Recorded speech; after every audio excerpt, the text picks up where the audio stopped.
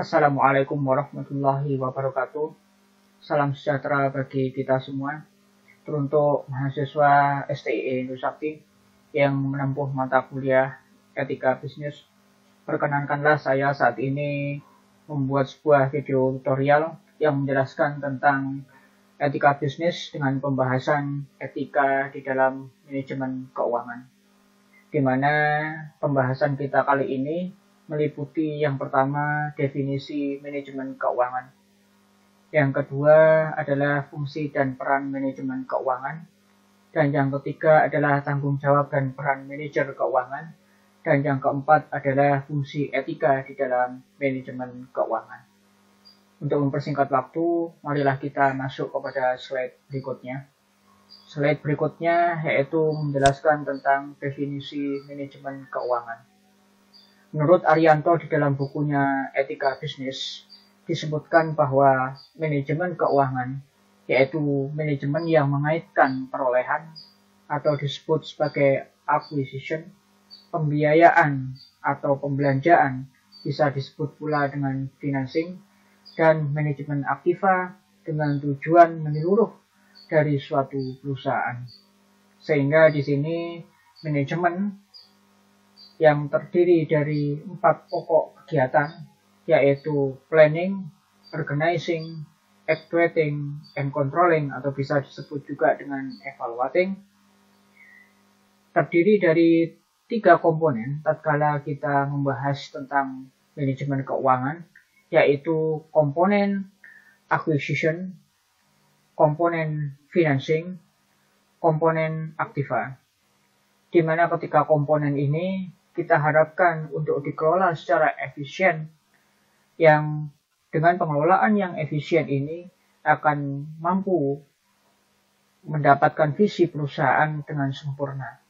Di mana visi perusahaan ini telah dirancang sebelumnya oleh pemilik perusahaan serta para jajarannya. Kemudian apa peran manajer keuangan di dalam perusahaan? Peran manajer keuangan di dalam perusahaan adalah yang pertama, manajemen keuangan bertanggung jawab atas 3 keputusan pokok. Apa 3 keputusan pokok itu? Yaitu sesuatu yang telah kita bahas di slide sebelumnya, meliputi acquisition, financing, dan aktiva. Di mana acquisition, financing, dan aktiva ini turut menyukseskan untuk meraih visi perusahaan. Berikutnya adalah fungsi manajemen atau peran manajemen keuangan di dalam perusahaan bertanggung jawab atas pertumbuhan ekonomi. Apabila fokus pada perusahaan, maka kita sebut sebagai bertanggung jawab atas pertumbuhan ekonomi perusahaan guna mencapai kesejahteraan. Kesejahteraan ini bukan hanya kesejahteraan karyawan, namun juga kesejahteraan seluruh dari jajaran perusahaan, mulai dari direksi, manajer, hingga kepada staf yang paling rendah. Berikutnya adalah peran manajemen keuangan, yaitu tantangan untuk mengelola aktiva. Di mana manajemen keuangan betul-betul dihadapkan pada tantangan-tantangan untuk mengelola aktiva. Untuk apa? Agar perusahaan itu juga mampu dan bertahan di dalam menghadapi perekonomian dunia yang tidak menentu. Di mana perekonomian dunia yang tidak menentu ini memang betul-betul menjadi tantangan tersendiri bagi perusahaan, khususnya bagi manajemen keuangan dan manajer beserta jajaran direksinya, manajer beserta jajarannya di dalam hal mengelola keuangan perusahaan. Kemudian yang kedua adalah persaingan yang semakin ketat. Tidak dapat kita pungkiri bahwa perusahaan atau di dalam menjalankan usaha pasti ada pesaing. Di mana pesaing ini betul-betul menjadi tantangan tersendiri bagi perusahaan untuk bertahan. Tantangan tersendiri bagi perusahaan untuk berkembang. Dan tantangan khususnya bagi manajer perusahaan beserta jajaran stafnya untuk betul-betul mempertahankan perusahaan menghadapi pesaing-pesaing yang suatu saat dapat melemahkan perusahaan. Berikutnya adalah perubahan teknologi. Kita tentu senang dengan perkembangan teknologi yang begitu pesat, memudahkan setiap aktivitas kehidupan manusia. Namun apabila teknologi ini tidak digunakan dengan sebaik-baiknya, khususnya di dalam menjalankan usaha, maka boleh jadi kita tertinggal dengan teknologi itu sendiri. Dan boleh jadi perusahaan ini akan juga tidak mampu berkembang karena tidak bisa menyelaraskan perubahan teknologi yang ada. Atau apabila perusahaan ini mampu menggunakan teknologi yang ada, belum tentu perusahaan ini mampu membeli perangkatnya. Maka dari itu, ini adalah tantangan yang betul-betul besar, khususnya tantangan yang dimiliki oleh manajer keuangan serta staf dan jajarannya. Berikutnya adalah inflasi dan bunga yang fluktuatif. Di mana inflasi dan bunga itu terus bergerak. Harga barang 10 tahun yang lalu berbeda dengan sekarang. Dan sekarang harga barangnya dengan barang yang sama akan berbeda dengan 10 tahun mendatang. Maka dari itu perusahaan betul-betul dihadapkan pada tantangan, kepada inflasi yang tidak menentu, yang terus bergerak, yang fluktuatif. Begitu juga dengan bunga. Maka dari itu, untuk keempat tantangan ini sangat berpengaruh penting di dalam kesejahteraan para karyawan, kesejahteraan jajaran direksi dan juga manajer, kesejahteraan para masyarakat di sekitar perusahaan, bahkan kesejahteraan para pemegang saham. Yang dimaksud kesejahteraan di sini adalah bagaimana perusahaan tersebut mampu untuk membagi suatu hasil yang adil terhadap orang-orang yang memang berkepentingan. Khususnya bagi karyawan, bagaimana perusahaan mampu memberikan gaji mereka, tunjangan mereka, bonus mereka, sesuai dengan apa yang ada di dalam AD dan ART perusahaan. Dan juga mampu membagi dividen bagi para pemegang saham. Maka disinilah visi perusahaan tidak selalu berjalan mulus. Visi perusahaan dihadapkan pada tantangan-tantangan ini. Perekonomian dunia yang tidak menentu, persaingan yang semakin ketat, perubahan teknologi dan inflasi serta bunga yang terus fluktuatif. Kemudian apa ruang lingkup manajemen keuangan? Ruang lingkup manajemen keuangan secara global adalah yang pertama manajer keuangan itu sendiri. Manajer keuangan tidak sendirian. Manajer keuangan dibantu oleh para jajaran dan stafnya. Yang berikutnya adalah operasi perusahaan, di mana operasional perusahaan ini bisa kita sebut sebagai internal perusahaan. Berikutnya, yang kedua adalah eksternal. Dari pihak eksternal, yang mempengaruhi ruang lingkup manajemen keuangan adalah para pemodal atau investor yang mereka berada di dalam pasar modal. Para pemegang saham inilah yang juga turut serta di dalam mempengaruhi keuangan sebuah perusahaan. Di mana secara garis besarnya proses regulasi manajemen keuangan itu disebutkan di dalam beberapa langkah berikut. Yang pertama adalah kas. Kas ini diperoleh dengan menjual financial asset. Financial asset ini bisa berupa saham, bisa berupa obligasi, atau dalam bentuk sekuritas lainnya. Bisa juga di dalam hibah, bisa juga kredit perbankan, dan lain sebagainya. Berikutnya, financial asset ini dapat digunakan untuk membeli real asset.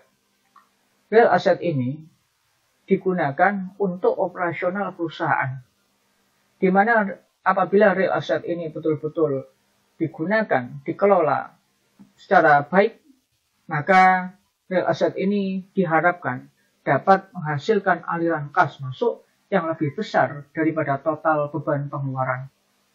Apabila terjadi aliran masuk atau aliran kas masuk ini lebih besar daripada total beban pengeluaran perusahaan, maka disebut perusahaan mendapatkan surplus. Apabila perusahaan ini dapat surplus, maka surplus ini akan direinvestasikan. Artinya, reinvestasi ini adalah dikembalikan kepada pemodal. Dimaksud dengan pemodal di sini adalah mereka yang memegang para saham perusahaan.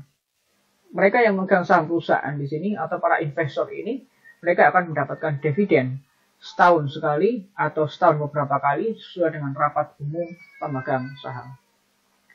Berikutnya adalah fungsi manajer keuangan. Apa yang dimaksud dengan fungsi manajer keuangan di sini? Yaitu merencanakan, memperoleh, dan menggunakan dana agar menghasilkan kontribusi maksimum terhadap operasi yang efisien dari suatu organisasi.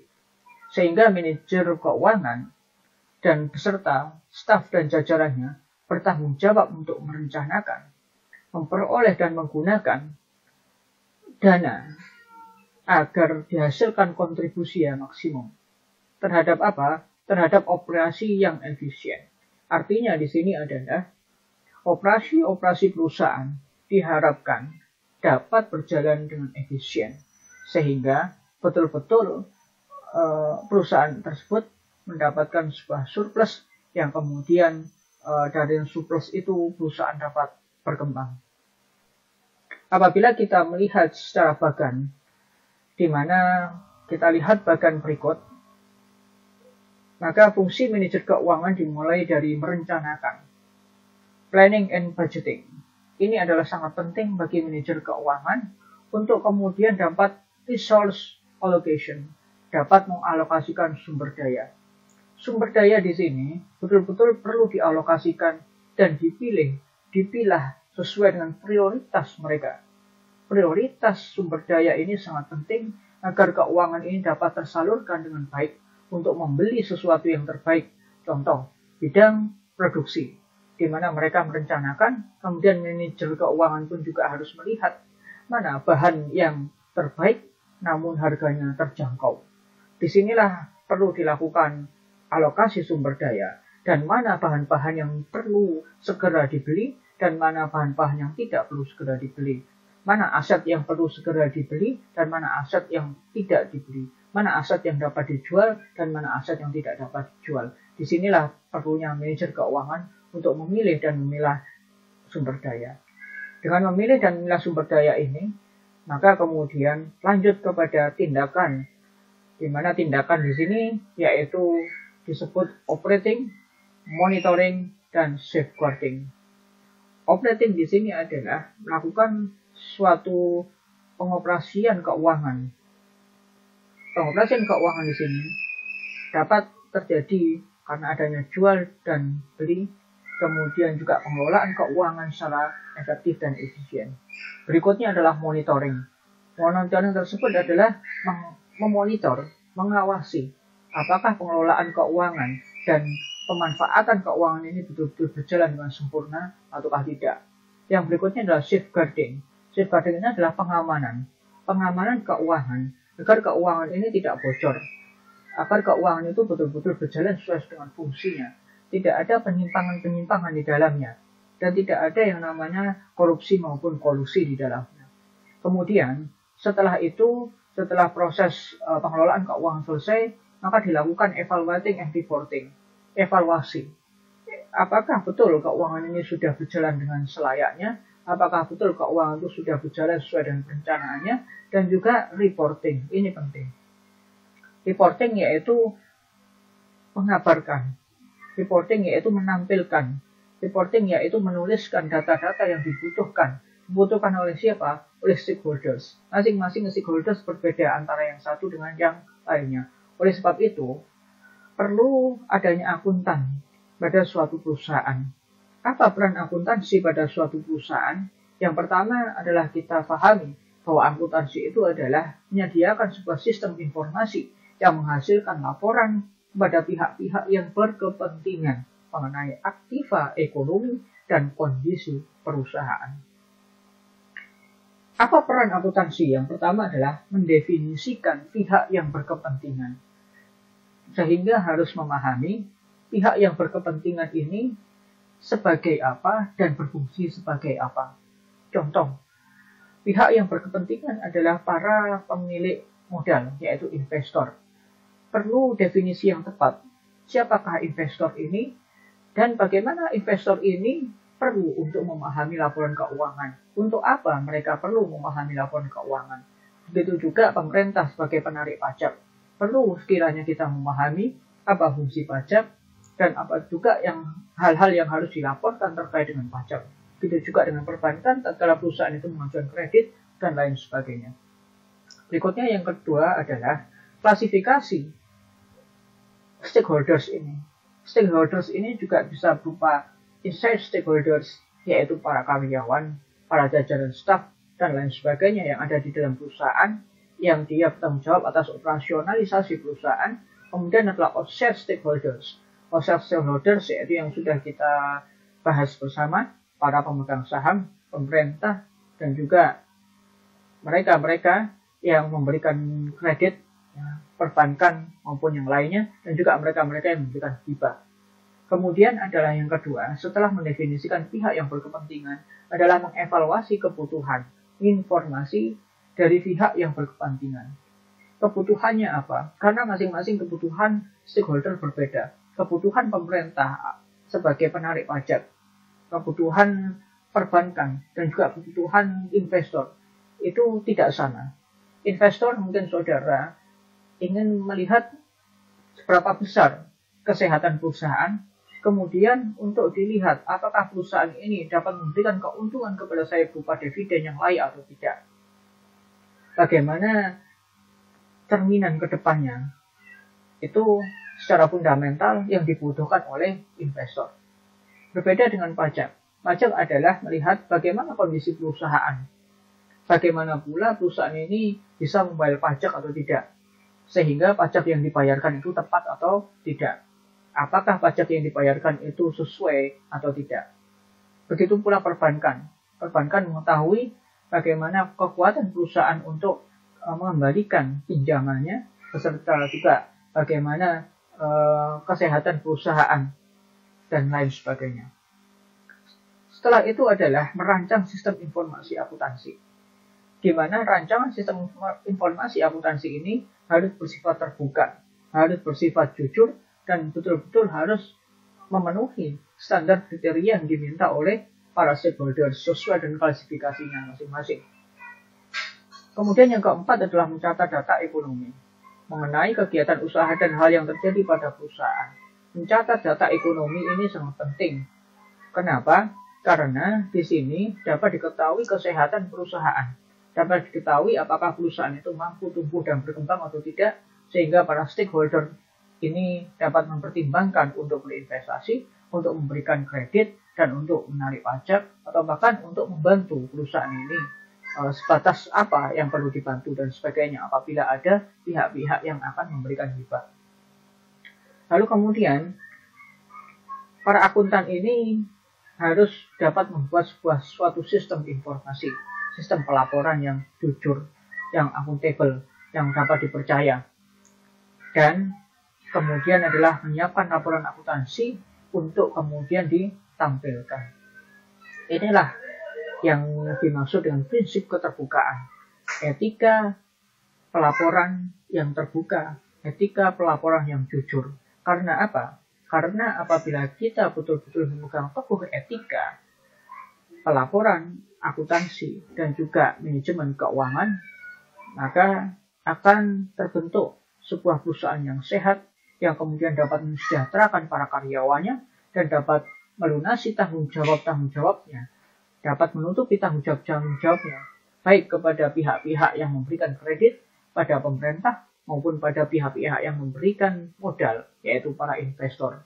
Sehingga apabila ada ketidakjujuran di dalam proses manajemen keuangan, dalam proses pelaporan ke akuntansi, maka dikhawatirkan perusahaan itu hanya tampil indah di luar, namun sebetulnya perusahaan itu membawa beban yang sangat berat. Yang terjadi adalah kesejahteraan ini tidak tercapai, kesejahteraan ini tidak dapat dipegang. Bahkan yang terjadi adalah perusahaan ini akan bisa kolaps dan perusahaan ini akan bisa bangkrut ke depannya. Oleh sebab itu, kita perlu untuk menjaga etika, khususnya etika kejujuran, etika transparansi, dan juga etika keterbukaan apa yang perlu dibuka dan apa-apa yang perlu dirahasiakan. Betul-betul kita harus memahami apa ini adalah perlu dirahasiakan, apa ini adalah perlu dibuka. Sehingga betul-betul kita melaksanakan transparansi, betul-betul kita jujur di dalam melaporkan keuangan untuk kebaikan kita bersama. Demikian dari saya, kurang lebihnya mohon maaf. Terima kasih. Assalamualaikum warahmatullahi wabarakatuh.